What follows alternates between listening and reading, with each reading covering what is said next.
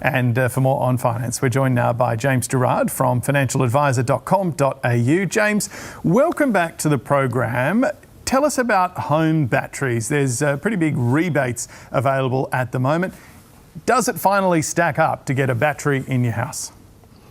Good morning, James. Yeah, the federal government have introduced the Cheaper Home Battery program. It's been operational for about 5 months now, and as you stated, it provides a 30% rebate on the installation of a home battery system with a maximum capacity of up to 50 kilowatt hours. And combined with existing incentives on solar panels, it's no surprise that over 8,000 Australians each week are signing up to have a home battery system installed. So we all know it's good for the environment having a home battery, but I've been curious from a financial perspective, do the numbers stack up? So I had a look at this recently using my own house as a case study.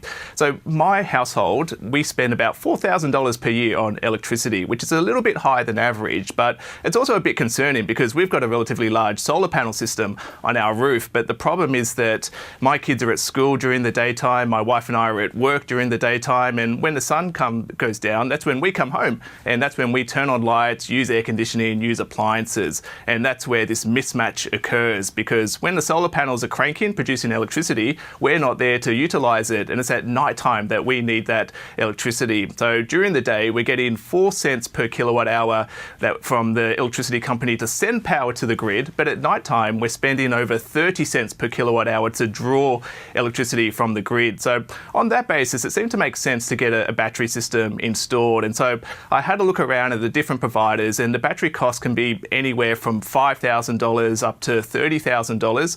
I settled on one which cost about $15,000, and the payback period I calculated to be about 4 years or so.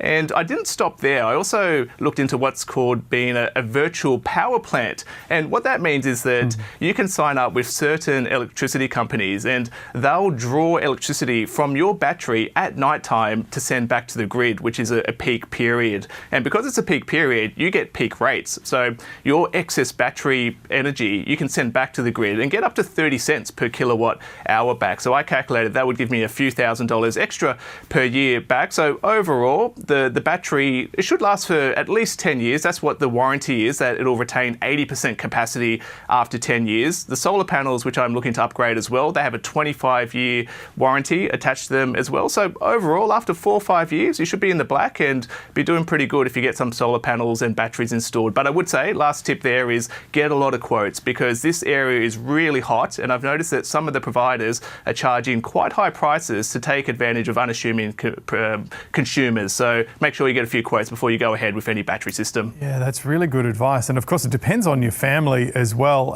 I'm glad you've run the numbers. I did it a few years ago and then settled on just telling my kids to turn the lights off at night time.